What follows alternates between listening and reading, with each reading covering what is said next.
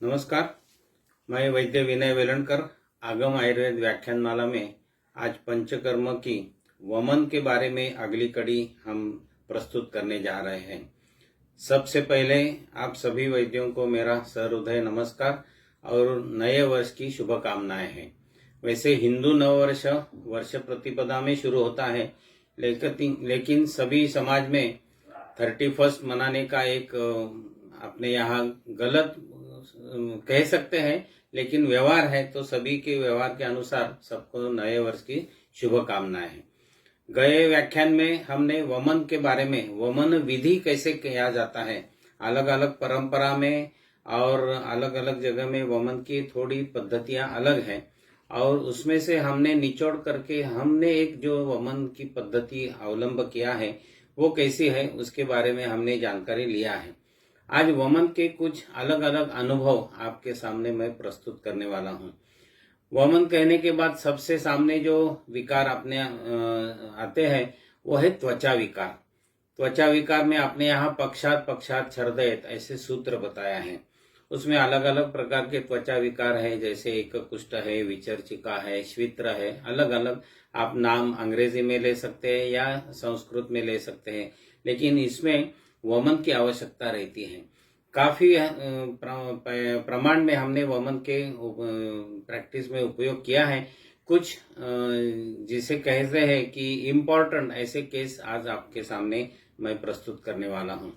मेरे पास एक Tata soap factory में काम करने वाला वर्कर आता था और उसे, जिसे लोकल लैंग्वेज में सोरियासिस कहते हैं, अपना डायग्नोसिस उसका एक कुष्ठ था और वो इतनी गंभीर केस थी कि वो सोकर जब भी सुबह बिस्तर से बाहर निकलता था तो उस आदमी का जितना आकार है उस आकार का कम से कम एक बकेट यानी अप्रोक्सीमेटली 10 किलो उसका वो जो डैंड्रफ कहते हैं या उसके छिलके मत्स्य सकलवत ऐसे गिरते थे।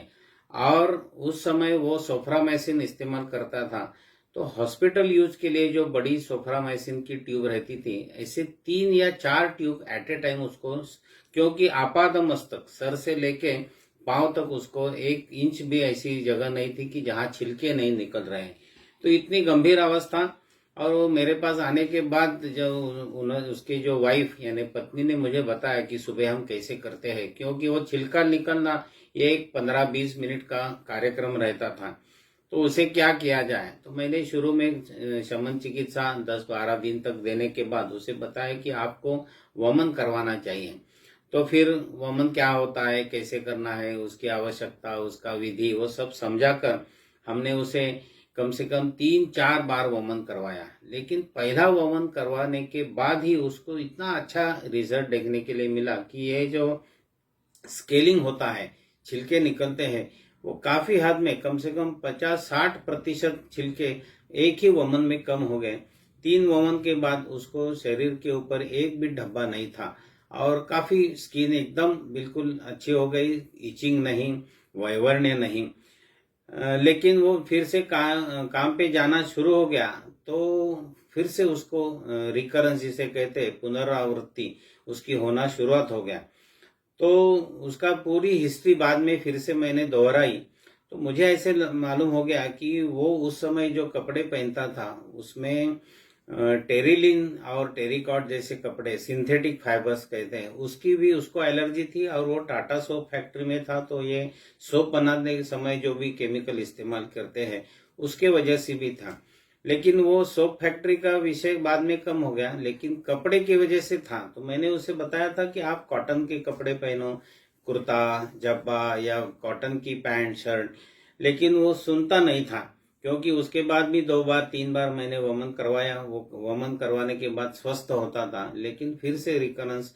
लेकिन बाद में वो सुनता नहीं तो मैंने बताया कि आप मेरे पास दवा के लिए नहीं आना है, क्योंकि आप मेरा नहीं सुनते हैं तो मैं आपको दवा नहीं दूंगा। अभी मुझे मालूम नहीं उसके बारे में बाद में क्या स्थिति है, लेकिन इतनी गहरी केस वमन के बाद बिल्कुल पूर्णतः स्वस्थ। और ये जो उस 10-12 साल से उसको बीमारी थी, वो मेरे पास आने के बाद तीसरे महीने में पूरे सब शरीर के डब्बे निकल गए थे। तो ऐसे अलग अलग प्रकार की केस प्रैक्टिस में देखने के लिए मिलते हैं। जितने गंभीर रहते हैं वो हम अपने शास्त्र के सिद्धांत के ऊपर विश्वास दृढ़ करके हम चिकित्सा करते हैं तो उसमें यश प्राप्त होता है। ऐसी एक एक्जिमा की केस थी, लोकल लैंग्वेज में या व्यवहार में जैसे कहते हैं, और वो स्त्रावी कुष्ठ था, यानी उसके हाथ और पांव से जहां जहां धब्बे थे उसमें से स्त्राव यानी लसिका टपक रही थी, इतनी गंभीर अवस्था थी। तो मैंने उसे भी अभ्यंतर चिकित्सा शुरुआत करने के बाद उसे कहा कि आपको वमन करवाने की आवश्यकता है, क्योंकि ये लसिका यानी कफ और कफ यानी वमन, ये साधा सूत्र है। तो उसके अनुसार मैंने उसे भी 2 बार 3 बार वमन करवाया। पहले ही वमन करवाने के बाद वो सब विचर्चिका के जितने भी स्त्राव निकलने वाले पैचेस थे उसमें से स्त्राव कम हो गया, बाद में कंडू कम हो गई और धीरे धीरे धीरे पूरी स्किन उसकी बिल्कुल नॉर्मल बन गई। तो ऐसे गंभीर अवस्था, क्योंकि वो जो पेशेंट था वो लसिका इतनी बड़ी मात्रा में उससे निकल रही थी कि जैसे हम गर्मी के सीजन में मटके को पानी ठंडा करने के लिए गीला कपड़ा बांध के रखते हैं, वैसे वो अपने शरीर को हाथ और पांव के वो कपड़े गुंडाल के वो बैठता था, क्योंकि उसके वजह से वो लसिका उसमें एब्सॉर्ब होती थी। लेकिन ये सब इतनी गंभीर अवस्था और उन्होंने इतने एलोपैथी की दवा लेने के बाद भी वो ठीक नहीं हुआ था। तो ये अपना वमन करवाने के बाद 2 बार 3 बार वमन करवाया, तो उसके बाद उसको ये एक्जिमा की जो बीमारी थी वो बिल्कुल नष्ट हो गई। तो ऐसे स्किन के जिसे कहते हैं कि गंभीर अवस्था के रुग्ण वमन चिकित्सा से ठीक होते हैं। और मैंने बताया, अपने यहाँ सूत्र बताया है कि पक्षात पक्षात छर्दय, लेकिन वमन ऐसा कर्म है कि इतने हर 15 दिन के बाद 20 दिन के बाद करवाना कठिन रहता है। वैद्यों को भी समय नहीं रहता है। आजकल मुंबई पुणे जैसे जो फास्ट सिटी है उसमें ये वमन करवाना है तो 8-10 दिन की छुट्टी लेना, वो संसर्जन क्रम, ये सब करना वैसे व्यावहारिक दृष्टया सुकर नहीं है। लेकिन ऐसी गंभीर अवस्था है तो हमें करवाना पड़ता है, तो हम उसके रिजल्ट्स देखते हैं। तो ऐसे अलग अलग त्वचा विकार में वमन का अनुभव हमने काफी किया है। मेरे जैसे काफी महाराष्ट्र में वमन करवाने वाले वैद्य हैं, वो भी ये अनुभव करते हैं। जिसमें वमन करवाना पड़ता है ऐसा और एक त्वचा विकार है जिसे श्वित्र कहते हैं, श्वेत कुष्ठ, शरीर में सफेद कलर के दाग आते हैं और वैसे गंभीर रहता है। अपने यहाँ साध्य तो बताया है, तो 1 साल के बाद जो श्वित्र रहता है वो कष्ट साध्य या असाध्य कहते हैं। संधियों के स्थान में आया हुआ जो श्वित्र है वो असाध्य बताया है। लेकिन मेरा कुछ भाग्य ऐसा है कि ऐसे गंभीर रुग्ण भी वमन और अभ्यंतर चिकित्सा करने के बाद 10-10, 12 साल की जिसको श्वित्र की हिस्ट्री या इतिहास था, ऐसे भी रुग्ण पूर्णतः उनका श्वित्र चला गया, ऐसा मेरे पास काफी रुग्ण हैं। तो ये हर एक का हम कहते हैं कि योग रहता है, लेकिन ये श्वित्र में भी वमन करवाना पड़ता है। 2 उसमें काफी उत्साहवर्धक अनुभव है। 2 ट्विंस यानी 2 लड़कियां थी और दोनों यानी ट्विंस थी वो, और मेरे पास वमन के लिए आई थी तो वो बिल्कुल 7वीं या 8वीं कक्षा में थे, उससे भी शायद छोटे, और दोनों को श्वित्र था। तो उसकी माँ काफी चिंतित थी, दोनों लड़कियां हैं और उनको श्वित्र है। तो उस कम उम्र की अवस्था में मैंने उनसे वमन करवाया था। और वमन करवाना ये एक स्किल का जॉब रहता है, क्योंकि किताबों में तो वमन विधि लिखा हुआ रहता है, लेकिन वमन करवाते समय उसे आकंठ पान करवाना, वामक योग देना और उसे अच्छी तरह से वमन पित्तांत करवाना एक स्किल वाला और अनुभव लेने वाला ही कर्म है। और काफी वमन देखने के बाद ही किसी वैद्य ने खुद वमन करने का प्रयास या डेयरिंग करना चाहिए, ऐसे मैं कहता हूँ। इसके बारे में गत व्याख्यान में मैं बताया हूँ कि कैसे अनुभव आते हैं। तो ये छोटे दोनों लड़कियां उस समय में कोऑप करेंगे हमें, ऐसे मेरे को नहीं लग रहा था, लेकिन दोनों ने इतना अच्छी तरह से मुझे कोऑप किया। और उनका 2 बार 3 बार वमन करवाने के बाद, उस समय उनकी उम्र मेरे ख्याल से 9 साल 10 साल की शायद थी, लेकिन उनके पूरे श्वित्र के डब्बे जो थे सफेद वर्ण्य वो चला गया। कभी कभी कैसे होता है कि आप अच्छा बीज बोते हैं तो उसका बाद में भी हमें उसका परिणाम देखने के लिए मिलते हैं। बाद में वो लड़कियां मेरे पास दवा के लिए आना बंद हो गया। अभी कुछ साल पहले उनके शादी के बाद उनको फिर से ये श्वित्र की बीमारी उत्पन्न हो गई। तो उन्हें याद आ गया कि ये बाकी किसकी बस की बात नहीं है, हमें वैद्य वेरणकर के पास जाना है। तो फिर से मेरे पास आ गए, फिर से मैंने उसे वमन करवाया और वमन करवाने के बाद उनके श्वित्र के जो भी वैवर्ण्य था वो काफी मात्रा में कम हो गया। तो ऐसे भी पेशेंट देखने के लिए मिलते हैं कि एक बार दो बार रिकरेंस होने के बाद भी वमन करवाते हैं तो उसमें हमें यश प्राप्त हो सकता है। श्वित्र में मैंने बताया वैसे कि उसका जो हेतु आपने यहाँ बताया, बाकी बताने के लिए काफी है, लेकिन एक पूर्व जन्म कृत ऐसा भी उसका वर्णन है। तो शायद ऐसे हो सकते हैं। मेरे पास एक थोड़े से वयोवृद्ध जिसके जोड़ों में सर के यानी सिर में और जेनाइटल ऑर्गन यानी जिसे कहते हैं कि गुप्तांग, वहाँ श्वित्र था। तो वहाँ का श्वित्र जाना जरा मुश्किल रहता है, लेकिन उनको भी मैंने आभ्यंतर चिकित्सा, वमन और विरेचन, तो उनकी समस्या थी कि वो उसकी जो पोती थी उसकी शादी करनी थी। जो भी देखने के लिए लड़के वाले आते थे तो उनको ये ससुर यानी उसके जो दादाजी कहते हैं, उनका श्वित्र देखने के बाद मन में आशंका या शंका उत्पन्न होती थी।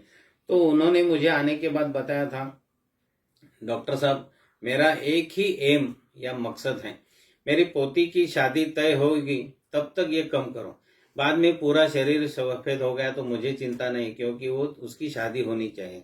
तो मैंने बताया कि मैं करूंगा, आपकी इच्छा है तो हम उसका पालन करेंगे। मेरी ओर से जितनी शिकस्त या प्रयत्न करना होगा वो मैं जरूर करूंगा।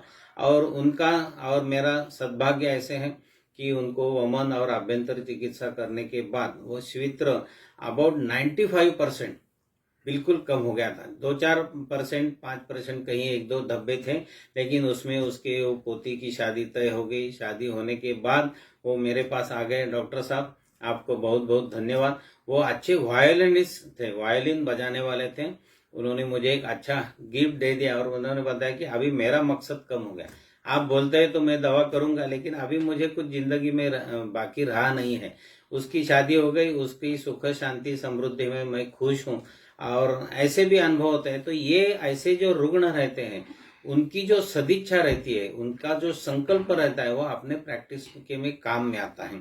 तो ऐसे अलग अलग प्रकार के रुग्ण, मेरा भाग्य ऐसा रहा कि मेरे को ट्रीट करने का भाग्य मिला और उनके आशीर्वाद से और उनकी कृपा से मैं ऐसे अनेक प्रकार के रुग्ण प्रैक्टिस में देखता हूँ। एक लड़की ने औरत थी, 30-32 साल की थी और उसे शीत पित्त की बीमारी थी और 15 साल से वो एंटी एलर्जिक जो ड्रग्स रहते हैं वो लेती थी। मुंबई से आती थी यहाँ। तो मैंने पहले शमन चिकित्सा के बाद उसे समझाया कि आपको वमन करवाना पड़ेगा और वमन करने के बाद ही ये शीत पित्त की बीमारी, नहीं तो ये ऐसी दवा कितने साल तक आप खाते रहेंगी। तो उन्होंने मान्य किया। तो मैंने तय करके उसे भी 2-3 बार वमन करवाने के बाद ये एंटी एलर्जिक सब टैबलेट लेते हैं आजकल, वो बिल्कुल एंटी हिस्टामिनिक कहते हैं, वो बंद हो गई। शीत पित्त का मामला चला गया और ये दिन प्रतिदिन खुजाना, ये लाल धब्बे आना और वो दिखने के भी अच्छा नहीं दिखता है। तो ऐसे अलग अलग प्रकार के जो भी रुग्ण रहते हैं उसमें शोधन चिकित्सा करने के बाद अपने को यश मिलता है। और मैं बार बार सभी विद्यार्थियों और अन्य वैद्यों को कहता हूँ, एक केस आप ट्रीट करते हैं तो वो उसके समदुखी जो भी रुग्ण है वो आपके पास लेके आता है। आपको डिस्पेंसरी के बाहर बड़ा लंबा चौड़ा बोर्ड लगाने की आवश्यकता नहीं है, फलाना फलाना इतने डिसीज में मैं चिकित्सा करता हूँ। अपना चिकित्सा या अपनी जाहिरात, अपना प्रोपोगंडा करने वाला जो अपना घटक है वो पेशेंट है। एक पेशेंट ही होता है, वो समदुखी सब पेशेंट अपने पास लेके आते हैं। तो ऐसे काफी प्रकार के रुग्ण, अलग प्रकार के वमन के चिकित्सा माध्यम से हमने ठीक किए हैं और करते रहते हैं। तो एक शीत पित्त ऐसी बीमारी है कि सालों तक चलती है। कभी कभी बिल्कुल 2 महीने 4 महीने की चिकित्सा में वो कम होती है, नहीं तो सालों तक उसका परिणाम देखने के लिए मिलता है। तो ऐसे त्वचा विकार जितने भी हैं उसमें ये वमन का एक काफी उत्साहवर्धक अनुभव है। ऐसे ही एक मिडल एज की लेडी मेरे पास आई थी। उसके दोनों स्तन में ग्रंथि हो गई थी, ब्रेस्ट लंप इसे कहा जाता है। तो उसकी बायोप्सी और उनका जो भी परीक्षण सो कॉल्ड गायनेकोलॉजिस्ट ने किया था, उन्होंने बताया था कि ये मैलिग्नेंट तो है नहीं, लेकिन उन्होंने जो भी प्रयास करके चिकित्सा और जो ड्रग्स दिए थे उससे वो तो कम नहीं हुई थी। तो वो मेरे पास आ गई, तो मैंने बताया ठीक है हम प्रयास करेंगे। तो आभ्यंतर चिकित्सा तो मैंने दिया था, लेकिन मैंने उसे बताया कि आपको वमन करवाना चाहिए। तो ये क्या रहता है वमन, तो मुझे समझाना पड़ा कि ये कैसे है। अभी स्तन है, रस धातु का स्थान है, रस धातु यानी कफ, और ये वमन यानी कफ का शोधन मार्ग है। ये सब समझाया, ये सब लोगों को समझता ऐसा नहीं, लेकिन आप कैसे उसे समझाते हैं उसके बाद पेशेंट आपके सलाह जो है वो मान्य करने के लिए तैयार होता है। तो उन्होंने सद्भाग्य से कहा ठीक है हम करेंगे, और उन्होंने अच्छी तरह से वमन करवाया। मेरे को याद है वो बदलापुर की रहने वाली थी, यहाँ 2 बार 3 बार वमन के लिए आई, और वमन करवाने के बाद उसे दोनों स्तनों में जो ग्रंथि बढ़ गई थी जिसे ब्रेस्ट लंप कहते हैं वो बिल्कुल चले गए थे। तो ऐसे अलग अलग प्रकार की व्याधि भी अपने प्रैक्टिस में, जिसे हम कहते हैं कि नॉन ट्रीटेबल, बाकी की शास्त्र में उसके लिए चिकित्सा उपलब्ध नहीं है, वो हम कर सकते हैं। एक ऐसी ही महिला आती थी, उसे मासिक पूर्व यानी महीना जब आता है तो उसके पहले स्तनों में बिल्कुल हेवीनेस, जड़त्व होता था, यही लक्षण था।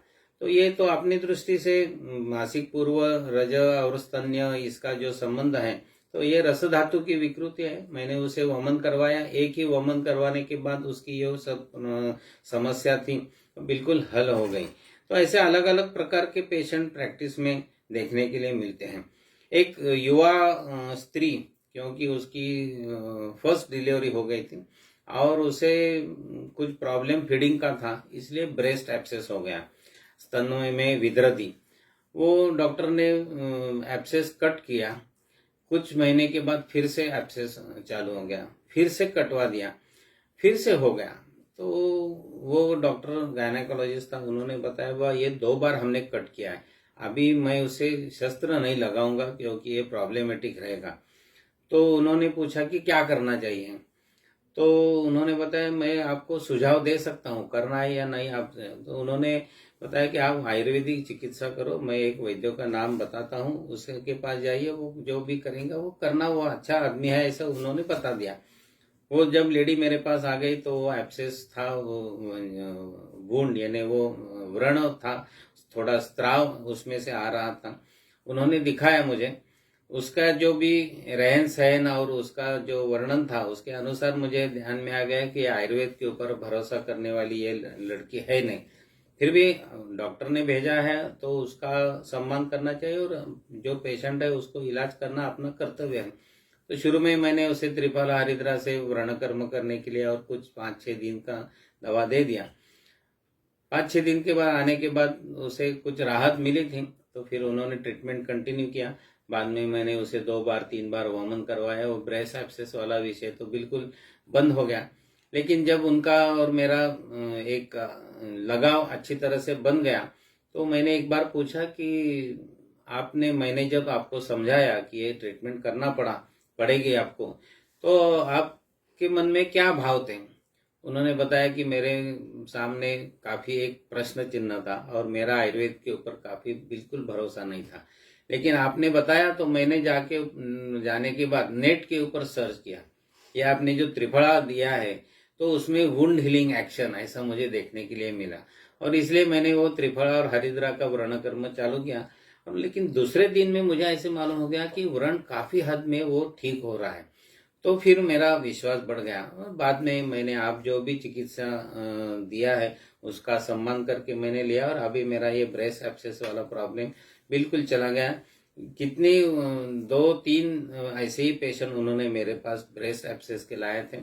तो जहाँ आवश्यक है वहाँ वमन कर्म, जहाँ आवश्यक है वहाँ व्रण कर्म, और जहाँ आवश्यक है वहाँ आभ्यंतर चिकित्सा करके वो सभी रुग्णों को एक अच्छा परिणाम मैंने दिया है।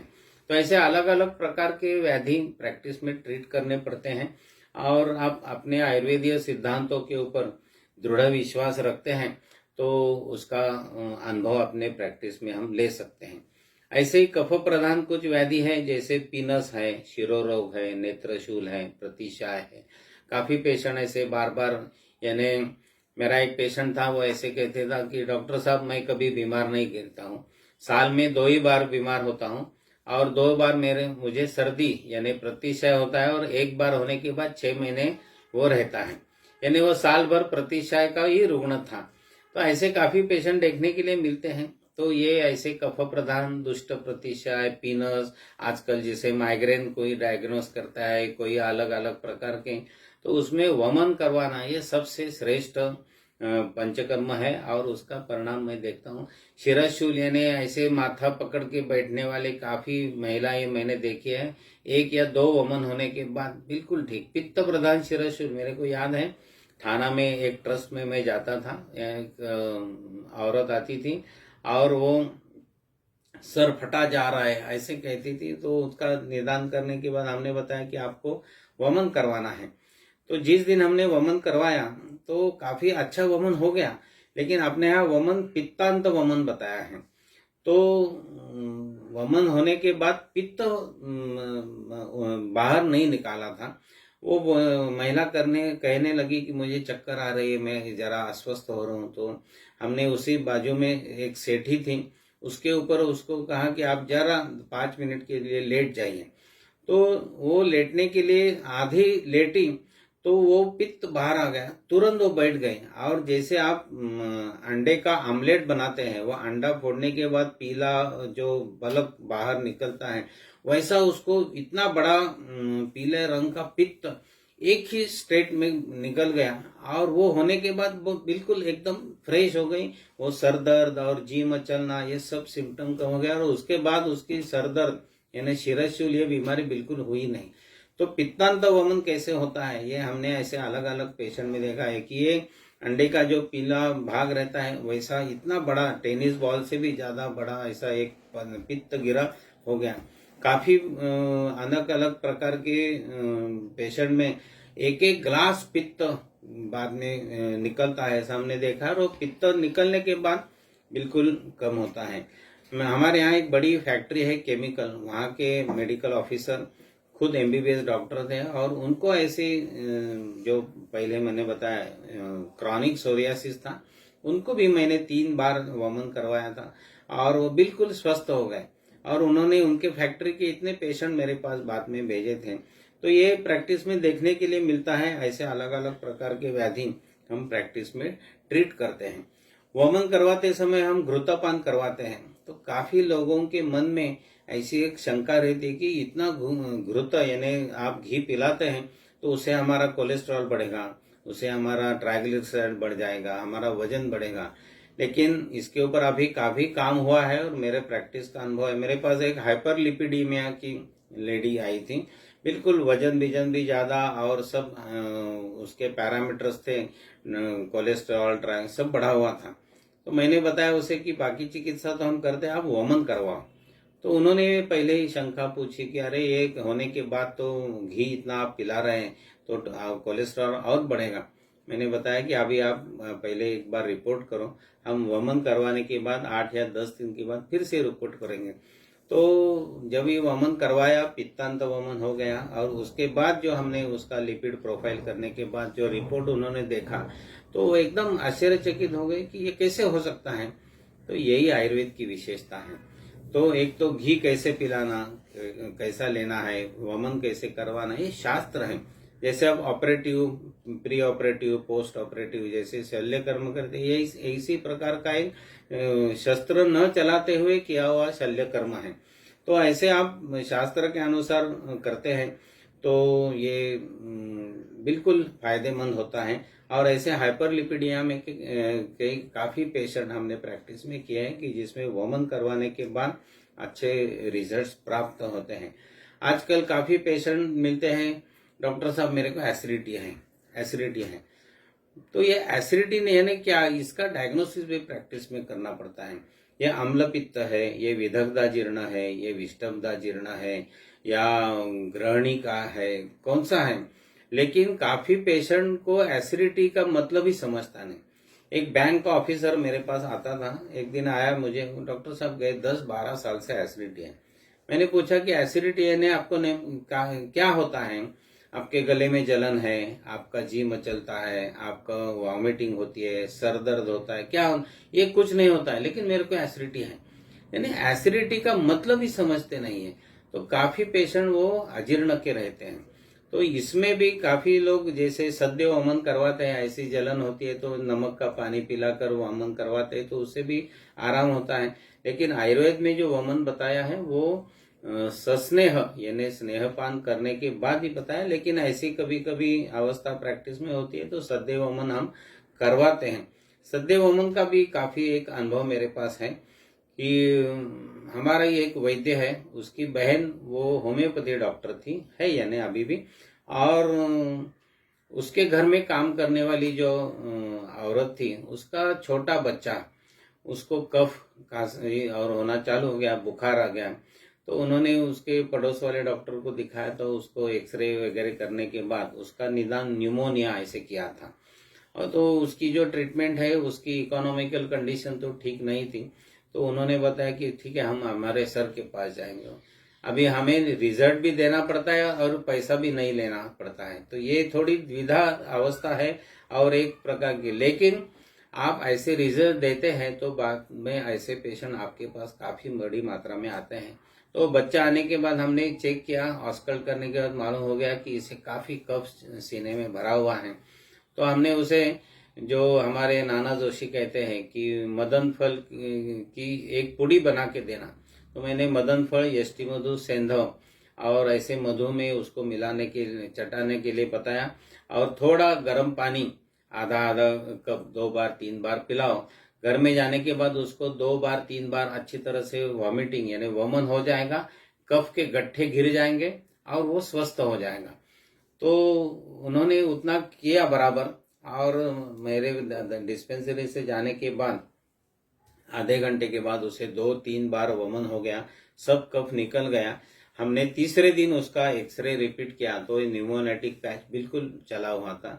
बाद में कफ नहीं, बाद में जो भी अपनी शमन चिकित्सा है वो हमने किया था। तो ऐसे न्यूमोनिया जैसे गंभीर आजार, गंभीर बीमारियों में भी ये वमन का एक अच्छा परिणाम हम देखते हैं। मैंने प्रैक्टिस में मेरे देखा है, ऐसे काफी लोग भी देखते हैं। ऐसी एक बीमारी है जिसे कहते हैं श्वास, रिकरेंटली और रिपीटेडली श्वास के अटैक आने वाले काफी लोग रहते हैं, और ये ब्रोंकोडायलेटर या इनहेलर्स लेने के बाद भी त्रस्त होते हैं। तो ऐसे श्वास की बीमारियों में वमन ये एक अच्छा कर्म है। पोद्दार आयुर्वेद कॉलेज में पढ़ने वाली एक लड़की थी, उसके पिताजी वो एक बार मेरे पास लेके आई थी, और उसको ऐसे बार बार श्वास की बीमारी थी। तो मैंने बताया कि आपको वमन करवाना चाहिए। तो हमने वासंतिक वमन शिविर हम कंडक्ट करते थे, तो ये वमन शिविर में उसको बुलवाया, उसको स्नेहपान करके उसको वमन दिलाया। तो मेरे को याद है कि 15 लीटर की बकेट रहती है, उतना भर के उसको वमन हुआ था, और उसमें कम से कम 3 लीटर तक कफ था और फेन युक्त ऐसा। लेकिन उसके बाद कम से कम 5 साल में उसको एक बार भी श्वास का वेगावस्था नहीं आई थी। ये वमन के अनुभव है। ऐसे काफी श्वास के रुग्ण बच्चे हैं, बड़े हैं, स्त्री है, पुरुष है, हमने किए हैं कि बार बार कफ आता है। कुछ नहीं, कई पेशेंट को ऐसी बीमारी रहती है, गले में कफ आते रहता है, वो थूकते रहते हैं, वो कम होता नहीं। कोई एंटीबायोटिक या कुछ मेडिसिन खाते हैं तो कुछ दिन के लिए आराम है। तो ऐसे जो पेशेंट है उसमें वमन करवाना ही है, क्योंकि जब तक शोधन नहीं होता है तब तक नया कफ निर्माण होने की प्रक्रिया ठीक नहीं होती है। तो ऐसे अलग अलग प्रकार के श्वास के पेशेंट मैंने बाल्यावस्था से लेके वृद्धावस्था तक हमने किए हैं, और काफी अच्छा परिणाम उसका प्रैक्टिस पे देखता हो किया है। मेरे को याद है, अपना एक वैद्य एक दिन मुझे बताया था कि जरा एक वयोवृद्ध रुग्ण है और उसे वमन करवाना है, आप जरा मेरे डिस्पेंसरी में आ जाइए। तो मैं पहले दिन, उसके पूर्व दिन बाहर था, मैंने कितने बजे वमन करवाना है? 7 बजे। ठीक है, मैं पहुंचता हूँ। लेकिन अपने यहाँ वमन के समय जितने भी पॉइंट्स हैं वो कितने सही है, उस दिन उसका अनुभव किया हमने। मैं जिस समय उसके डिस्पेंसरी में चला अंदर प्रवेश किया तो मुझे ऐसे मालूम हो गया कि आज अपनी सत्व परीक्षा है। अपने यहाँ बताया है कि वमन करवाते समय पेशेंट पूर्वाभिमुख, उसका मुख पूर्व दिशा में होना चाहिए, वो पश्चिम दिशा में बिठाया था। मैंने जाने के पहले उन्होंने वमन शुरू किया था, लेकिन उन्होंने परीक्षण नहीं किया था, उसको मल प्रवृत्ति सफा हुई नहीं थी और स्नेहपान करने के बाद स्नेहपान अच्छा नहीं हुआ था। तो ऐसे सब देखने का, और उन्होंने आकंठ पान तो करवा दिया। वो दाक्षिणात्य पेशेंट था, भाषा का भी प्रॉब्लम, उन्होंने बाद में कह दिया कि मैं अभी कुछ पीने वाला नहीं हूँ। तो उसको सांस लगना चालू हो गया काफी। और अपने यहाँ महाश्वास का वर्णन है, जैसे बैल या भैंस जैसे सांस छोड़ते ऐसा आवाज आना और कुजन व ध्वनि। तो फिर मैंने वहाँ स्वेदन के लिए सुविधा उपलब्ध थी, तो तुरंत उसे बताया कि चलो स्वेदन करो। तो मैंने स्वेदन करवाना शुरू किया।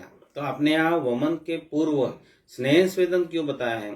ये शाखा गति, कोष्ठ गति कॉलेज में हमें जब सिखाते हैं तो कुछ समझ में नहीं आता, वो अपनी गति अलग जगह रहती है। लेकिन ऐसे अनेक प्रकार के पेशेंट ट्रीट करने के बाद ये शाखा गति, कोष्ठ गति समझ में आती है। तो उनको सांस लगना चलो, स्वेदन करने के बाद शाखागत दोष कोष्ठ में आते हैं, वो उसका प्रक्रिया चालू हो गई। और वो होने के बाद वो तुरंत कहना शुरू किया कि डॉक्टर साहब मुझे संडास जैसी भावना उत्पन्न हो रही है। और वो कहने के तुरंत उसे कपड़े में ही संडास हो गए, उसे जिस कुर्सी में हमने बिठाया था। सद्भाग्य से वो बाथरूम की बिल्कुल बगल में थे और ये 2 दिन उसको संडास नहीं हुई थी, तो वो उतना बास गंदा बैड स्मेल आ रहा था। ये अपने वैद्य को वमन होना चालू हो गया। मैंने उसे बाहर भगा दिया, उसकी वाइफ वो भी वैद्य, और मैंने उसे जैसे गाय भैंस धोते है वैसे धुला दिया, कपड़े उसके पानी डाल दिया। और एक बार मल प्रवृत्ति होने के बाद तुरंत वमन आना चालू हो गया। तो फिर उसी में बिठाकर उसका वमन कंप्लीट किया। बाद में जो भी आवश्यक इमरजेंसी ट्रीटमेंट है वो बृहत्वाद, चिंतामणि वगैरह सब चटाकर वो उसका वमन ठीक किया। यानी जो हमें पढ़ाते हैं तो उस समय हम ध्यान देते नहीं है, या अपने किताबों के ऊपर दृढ़ विश्वास नहीं रहता है। ऐसे प्रैक्टिकल एक्सपीरियंस लेने के बाद मालूम होता है कि each and every point is most important और वो करना ही पड़ता है, ऐसा मेरा अनुभव है। तो ये ऐसे व्यापद के बारे में भी 1 घंटा 1.5 घंटा का मेरा व्याख्यान हो सकता है, इतने व्यापद मैंने हैंडल किए हैं। लेकिन ये जाते जाते समय एक अनुभव याद आ गया, इसलिए मैंने बताया कि ऐसी समस्या कभी कभी प्रैक्टिस में हो सकती है। तो ये ऐसे वमन के एक काफी, जिसे हम कहते हैं इंटरेस्टेड और अनुभव देते हैं पेशेंट, तो अपना कॉन्फिडेंस बढ़ता है और अपने शास्त्र के प्रति अपना विश्वास दृढ़ होता है। हमने यहाँ एक बार कैंसर का शिविर लिया था और परिसंवाद लिया था। तो उस शिविर में कुछ मेरे ख्याल से 68 पेशेंट हमने देखे थे।